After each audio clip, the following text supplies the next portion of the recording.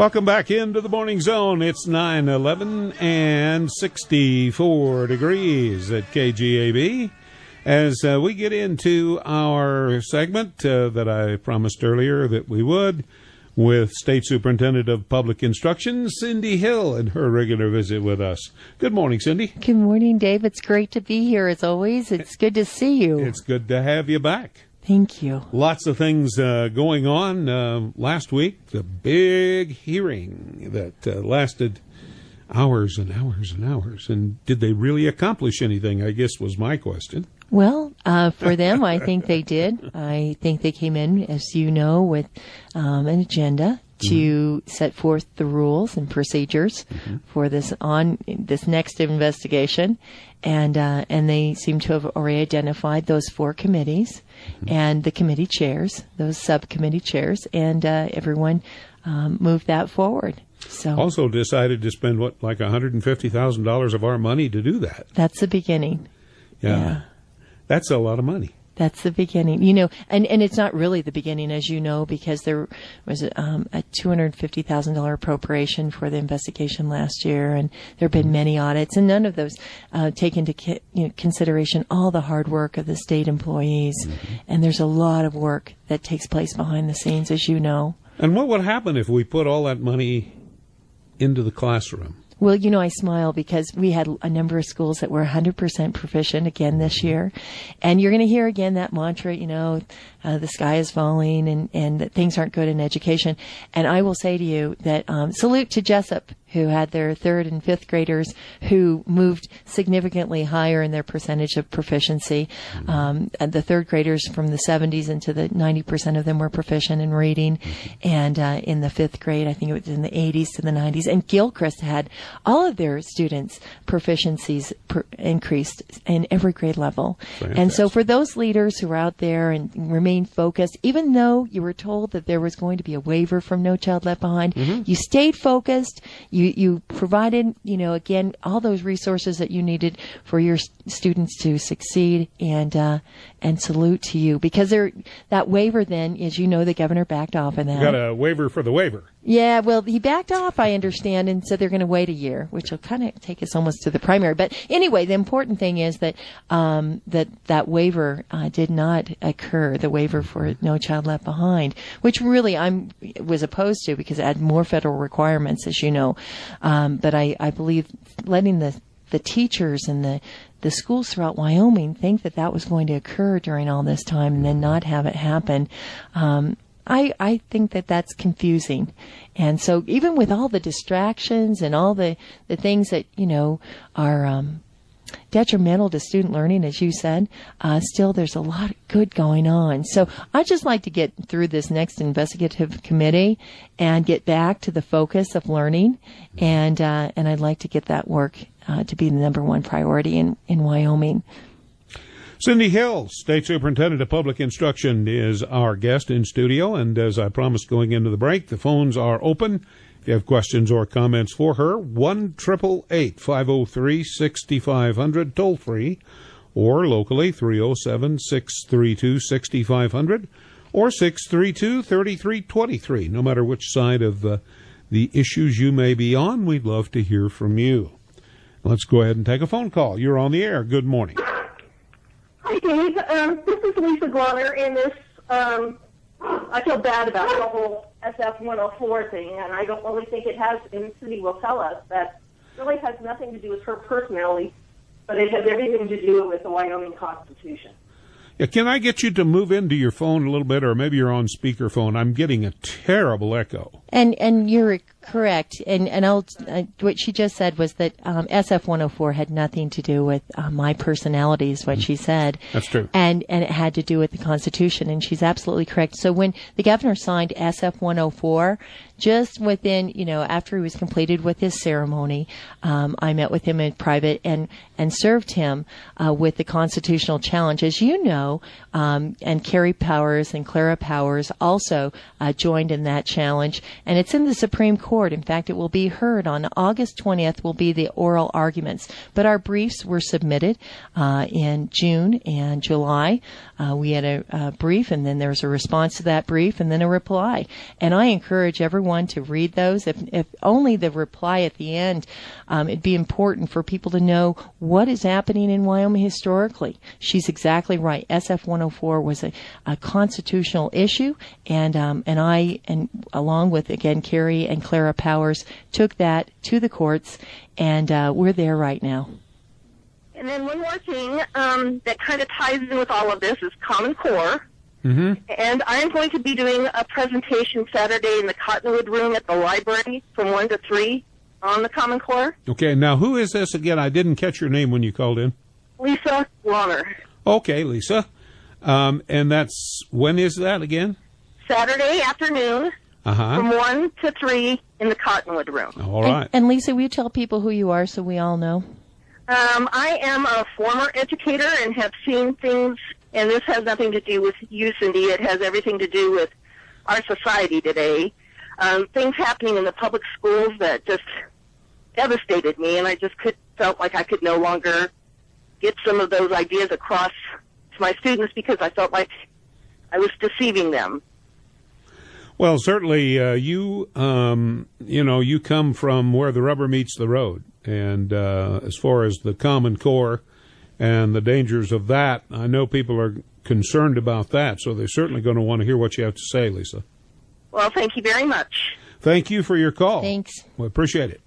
1-888-503-6500, 307-632-6500, or 632-3323. It's your turn. You're on the air with Cindy Hill. Good morning, Dave and Cindy. This is Barry. Hi, Barry. Hi, Barry.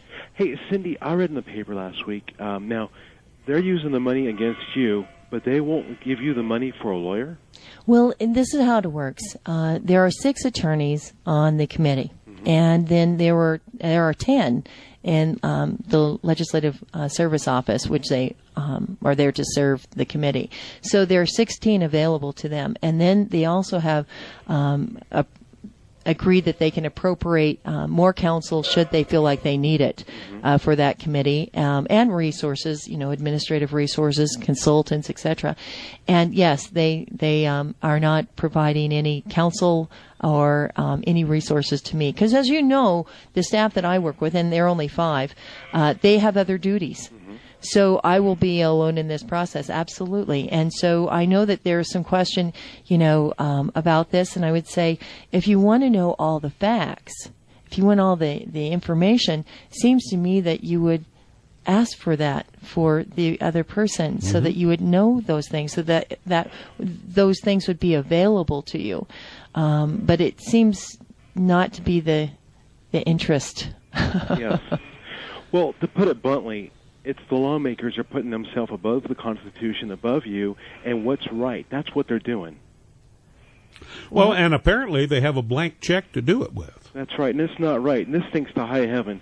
It's just like the lawmakers in Colorado where they're voting themselves where their license plates will not be tracked, and, if they're doing something wrong, they won't get ticketed. It's not right, Cindy, what's happened to you. It's not right. Well, I appreciate your words and your support, and I think that you're not alone. In fact, I have a good sense of what's going on in the state, and this is what happened in our injunction hearing. The attorney for the governor and the legislature said 80% of the people don't even remember who they voted for, and that was one of the arguments. And I will say to you, I think the people are really smart. I think not only do they know who they voted for, I think they know what's going on. Yes. And I think people who are paying attention, the ones who are, with the exception of a handful who have a lot at stake politically, and have been involved in this in a way that, puts them on the other side of it. I would just say, just be honest. Always be honest, and we'll see how this works out. But I do worry about a system that does not provide a fair and balanced approach in any process, and I am very concerned about that. Well, I know that you're a lady of faith, and I am. We'll be praying for you too. And I appreciate your prayers, and I will tell you, for anyone who's out there and listening and has been praying, I will. Please know, forever be grateful for your prayers, and I feel them, and they have carried me. Indeed. So thank you. Thank you, Cindy. Thank you for your call, Barry. We appreciate it. Cindy, you have before you a copy of the article that appeared in yesterday's Wyoming Tribune-Eagle, and I found it interesting, the stance that the WTE has taken on this. You might share with us some of the wording of this, because I found it very enlightening. Well, do you want me to quote the Humpty Dumpty? Yeah. Well, this is right out of the newspaper. They quoted Humpty Dumpty. It means just what I choose, and to mean neither more or less. And so I would say when they quoted him, and they said that Tom Lubnow claims the right to bend words as he sees fit. Mm-hmm. That way he can say one thing but mean another. I realized that the Tribune-Eagle knows what's going on too, because as you know, and others have shared with us, when Speaker Lubnow said to all the new rookies in the legislature, a vote against SF 104 is a violation of your oath of office. That was really deceptive. Mm-hmm. And when he also shared with them that when you're on the House floor, you're protected. Yes. But when you're off the House floor, he guided them and warned them, you're not protected. And my stance has always been, when you're speaking the truth, it doesn't matter where you're standing. That's right. So I think that there are some things that are becoming more transparent about the process and some of the folks involved. Now, I will also share with you, and you know this, that there was a records request that we made. Right. Just the beginning. Mm-hmm. It was just the beginning in July. Mm-hmm. And we asked for Mary Kay Hill's emails and Carrie Jo Gray and Joe Simpson, who was on the inquiry team, former deputy for Jim McBride, and on the inquiry team, this investigation with McPherson. And we were, and then also 3 employees at WDE, and we were unable to get those emails and have been unable to get documents. Like we also asked for contracts, which really just take a few strokes of the keyboard to get the contracts, and those should not be. There's no reason for us not to have those, and we haven't been able to get anything. And I shared with you before we started that there was a fellow in the northern part of the state who on January 17th of this year had requested Mary Kay Hill's emails and had not been able to receive any kind of response from the governor's office, lots of letters, but nothing of any substance giving him any emails. So he let the congressional delegation and the 4 electeds know about this in June. And I was surprised about that. And I will tell you, that's when I decided in July, I'm going to ask for some of these things. But we haven't had access. And it's as of today, it's 208 days for that fella. And I would say that not only is it not right, it makes you wonder what's going on. Indeed. You're on the air with Cindy Hill in the Morning Zone on KGAB. Yeah, a couple things. First off, no offense, I'm not a supporter of you, Miss Hill, but with that being said, I don't like the process that's going on. I don't think that was the proper way to deal with it. So, like I said, I'm not a supporter of you, but I don't like the process. I think there was other ways and means instead of developing a new bill. So enough with that being said. My question is, we've dumped a whole lot of money into the education system. We've built a lot of brand new schools, schools that I can't even imagine what it'd be like to be a student in today. We've increased how many teachers we have. We're working on bringing up bringing up teacher pay. Our education system, in a lot of ways, looks really good.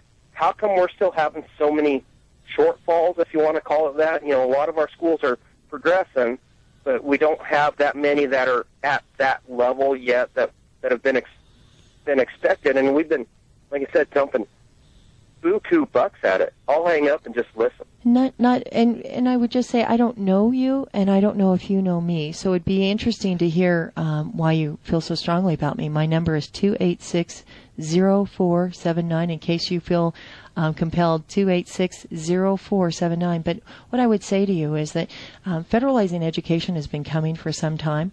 I will tell you it's on the fast track right now. But a lot of the money that comes into Wyoming doesn't actually, and money that we appropriate within the state doesn't actually get to the teachers in the classroom.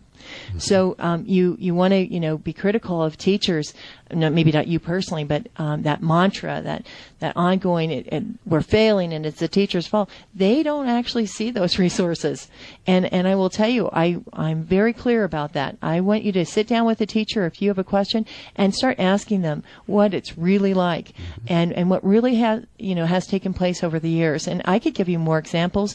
The Wyoming Department of Ed, just like many departments in the 70s, instead of being focused on actually learning, they became managers of money. They became program managers of what they're calling, and they became managers of funding. And that was not in the best interest of our kids. Prior to that, they actually worked along schools and districts meaningfully and were part of the solution instead of being a compliance-oriented agency. And I recognized that when I came in, that they were compliance-oriented, and certainly you have to continue that. But having a focus on learning, if you read the report, I encourage you to do the McPherson report, 185 pages. If you take the time to read it, you will hear in there that the department actually recognizes that it was a good thing to focus on literacy and reading. Well, isn't it a shock that they weren't focused on that before? Mm-hmm. I'm thinking, bless their hearts, they didn't have that opportunity. And we did that in a much bigger way than many were used to. Some were frustrated with it because not all of the teachers, well, actually not everyone in the department is a teacher. And some hadn't been in the classrooms for years. But some were actually, and I want you to know, there are many hardworking people at the Department of Ed, more so than you are going to hear. There's approximately 8 or 10 who are actually doing most of the complaining, and some who have followed along to, be part of it. But I will tell you that most of them, there are 150 there, and most of them are very, very hardworking and do care deeply about children. And we're very much on board with absolutely helping with the focus on literacy. So salute to all those in the Department of Ed who know what really matters for kids and really what any educational agency should be, which should be focused on learning. That's right. Well, we need to go to the bottom of the hour break. We'll take that and come back and continue to take your phone calls and talk with Cindy Hill, State Superintendent of Public Instruction, right here in the Morning Zone. You're in the Morning Zone on AM 650 KGAB.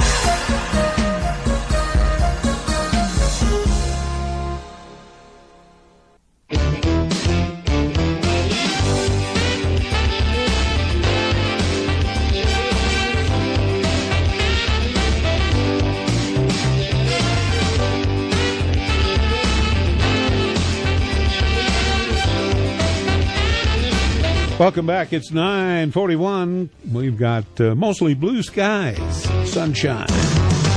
And our special guest in the studio remains Cindy Hill, State Superintendent of Public Instruction, and her monthly visit with us. And we are taking your calls and questions. If you have a call or a question for her, please feel free to engage. Good morning. You're held all the way through the break, and I appreciate your patience. Wonderful. Good morning to you both. Good morning. Say, I would just like to, I tuned in maybe 20 minutes ago, and I didn't know if you've mentioned your engagement in Laramie today. Oh, I will be in Laramie this afternoon. Actually, tonight at 7. And, they wanted to know how did the Common Core come into Wyoming and what is ahead. And so I just thought I would bring documents and facts and so people could see how this occurred. And so anyone who's curious about that, if you just want the facts, I'd be happy to share the facts with you. The Common Core is a law, and the governor signed it in. He was wanting that. And so I, don't argue for or against because it is part of the law. Mm-hmm. But I absolutely can share with people how that took place and show the documents that brought that into our state. And where and when are you going to be there? 7:00 in the basement of the courthouse. Okay. Yep. Very good. Yeah. Yes. Thank you. Thanks for your reminder. Oh, yes, and I might mention the courthouse regular doors are closed after hours, so So if people want to come in, they should come in from the east side of the Albany County Courthouse, which faces Ace Hardware, and I forget which other store is there, but you go down that vehicle ramp, and when you enter that door on your left, right inside, you enter the door to the left on your inside immediately, and that's the county commissioners' chambers. It's pardon the turning left and then turning left, but we couldn't help that. And I might just mention, Wyoming is arguably the most conservative state in the union. How does Arizona, which I can understand Arizona, but how does Indiana get ahead of us on all these issues? And how did we get such a spineless governor and legislature?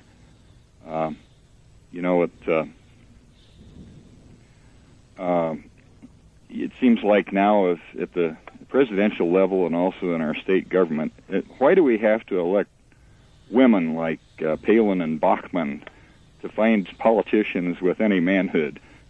I think Wyoming voters will tell these guys at election time to go take a hike. I appreciate you for opposing these anti-10th Amendment federal programs. Somebody needs to elaborate on the 10th Amendment a little bit more. It's so short and sweet. In other words, it's only one sentence, and it says if it's not in the Constitution as a federal prerogative, then it's not.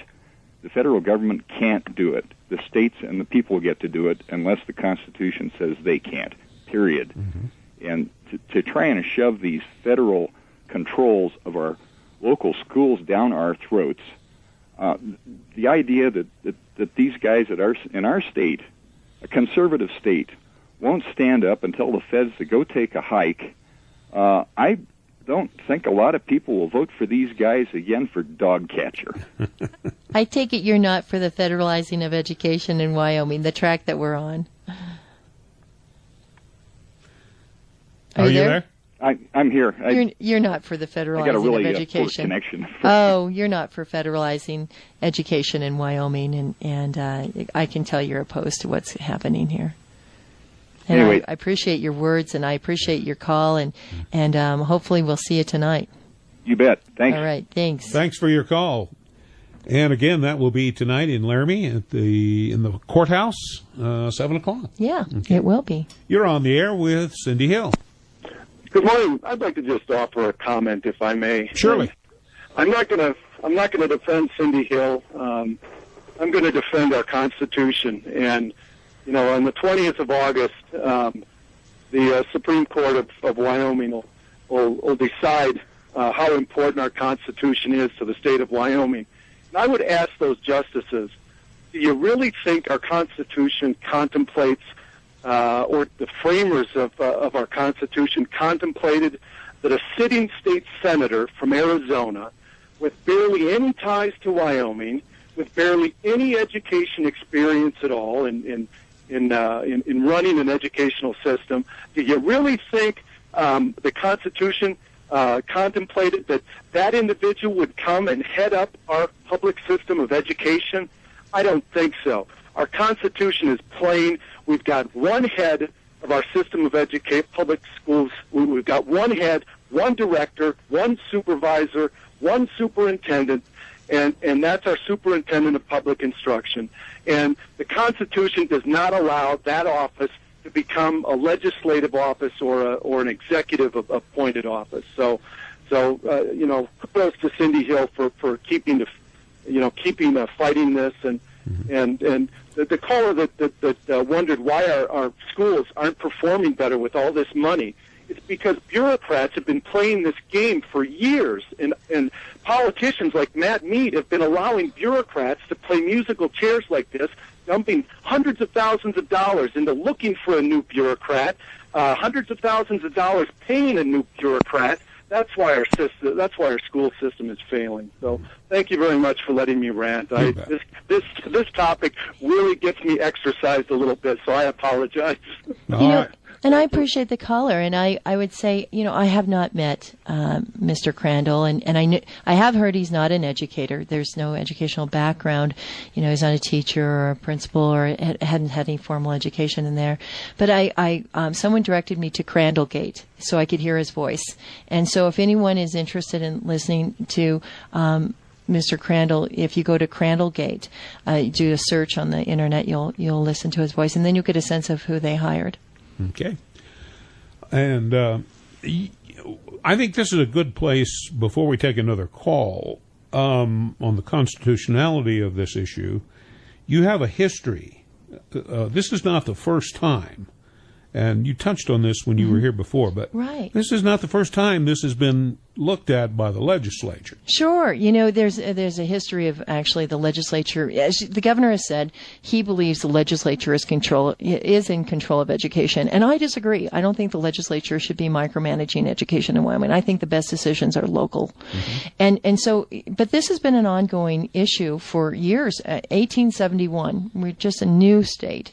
And here they've created the office of the superintendent, and then in 71 they have decided they're going to remove the duties from the superintendent. In 1873 they came back and said, you can't do that. We can't do that. And so they gave those duties back to the superintendent. And so that was when we were a territory. And you look at the language there, it's really interesting. They knew it was a problem. In 1917, the legislature did it again. They removed the duties, general supervision from and both in 1871 and 1917 they removed general supervision from the superintendent of public instruction, and then again 2 years later they came back and they gave back the general supervision to the superintendent, and they said you can't do that without a constitutional amendment. Now, we checked a little bit further because we like being in the archives, and we noted that the people in 1917 were different legislators than in 1919, many of them. In 1919, the Senate, almost half of them didn't return. Okay, and realizing that only half of them were up for re-election, to see how many were new faces was interesting to us. Sure. And then in the House, about 53 were up for re-election, and because some of them had moved into the Senate. And do you know that only 11 of the 53 returned in 1919? And of course, we don't know exactly, why that is, but we found it fascinating to see that there was something really significant going on, and that there had been a change in the body. And so, history sometimes repeats itself, and I'll watch to see what happens. Indeed. All right, let's go back to the phones. You're on the air in the Morning Zone with Cindy Hill. Hi, Dave. Hi. This is Chris. Hi, Chris. Hey, I just got a quick thing to mention here about the federal funding having such a grip on our state. My grandson was in first grade last year, and he was struggling with math. And my daughter and son-in-law, 2 or 3 times a week, would talk to the teacher about it as far as what we could do to help him along and everything. And she gave us some things to do and said he was progressing fine. Well, this goes on for pretty much the entire year. And then like a week and a half, 2 weeks before school's out, the teacher calls my daughter and recommends summer school for my grandson. Well, I understand the intent, and there may be some good there, but the thing that struck me more than anything, I think, is the federal funding that the district receives for kids going to summer school. And I'm just wondering, I don't understand how a teacher can say, don't worry about it, he's just doing fine, and then all of a sudden he's not doing fine and needs to go to summer school. And I think that was based on the need to secure those federal funds. And I think if that's what our district is doing, to me, that's wrong. If kids need help, that's obvious. Kids, it's great that summer school's there, but if they're doing it just to receive federal funds, that's different. That's a different matter. Cindy? critical thinking. Grandpa has it. And I would say I don't know the particulars, so I couldn't speak one way or the other. But certainly there's a lot of federal funding in summer school. And so I was just smiling as you were speaking. Dave was watching me. I don't know the particulars, so I can't weigh in.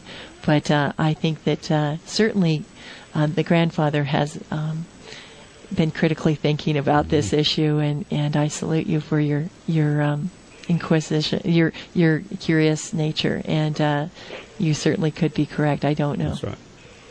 Thanks for your call. You bet. Thank you. Bye. Good morning. You're on in the Morning Zone on AM 650. Yes, good morning, Dave. Good morning, Miss Hill. And I just want you to know how much of an encouragement you are to so many. You are so gracious under the situation that you've been involved in for so long now. And I have a question. I read in the newspaper that you were the only one that were against the buying of that building for the charter school, and that I guess that Senator Nichols was also involved with. He wanted $4 million appropriated for the purchase of that.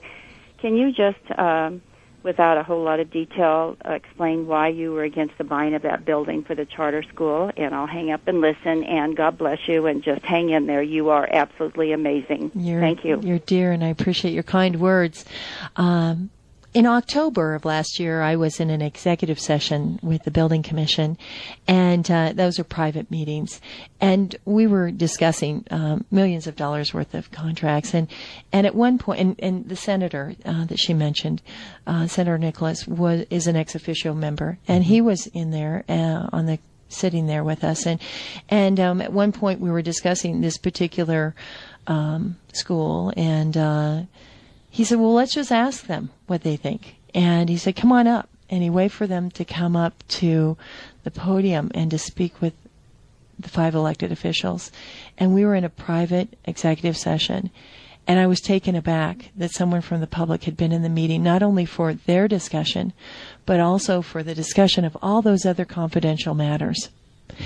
And I spoke to the governor about it after the meeting. I asked him, 1, how do we stop this from ever happening again? And 2, what are we going to do now? And so I asked for an AG's opinion, and then I read that AG's opinion at the next meeting so I wouldn't be complicit in what took place.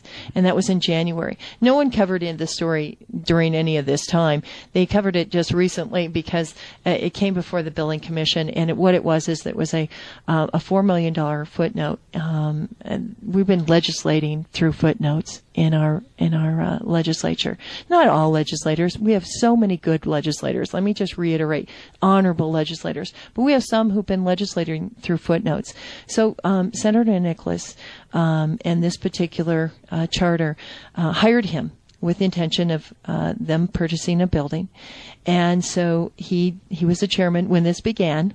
He was the chairman of appropriations, I understand, and began the work through leases.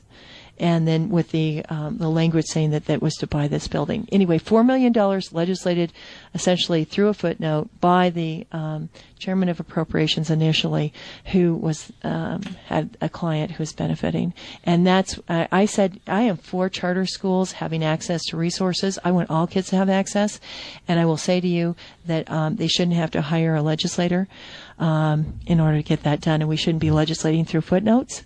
A governor should be vetoing those kinds of legislative activities. Everything should be argued on its own merit, and all charter schools should have access to fair processes and not have to hire someone to do this. So I was opposed to the lack of process or the questionable process. I was very clear in the beginning when I realized what was happening. I didn't even realize it until I was in that executive session, and then I questioned what was going on. So those kinds of things you may not have ever heard about, but it did come up because I think there's so much political thing. People are printing stories because of all the politics going on right now. Well, Cindy, we're out of time, but thank you so much for being with us and for giving us straight on all of this. We appreciate it. Thank you for listening, and thank you for being interested, and thank you for honoring the Constitution. Keep up the good work. I appreciate your time always, Dave. Thanks. Bye-bye. We'll take a break and come back and wrap it all up. You're in the Morning Zone on AM 650 KGAB.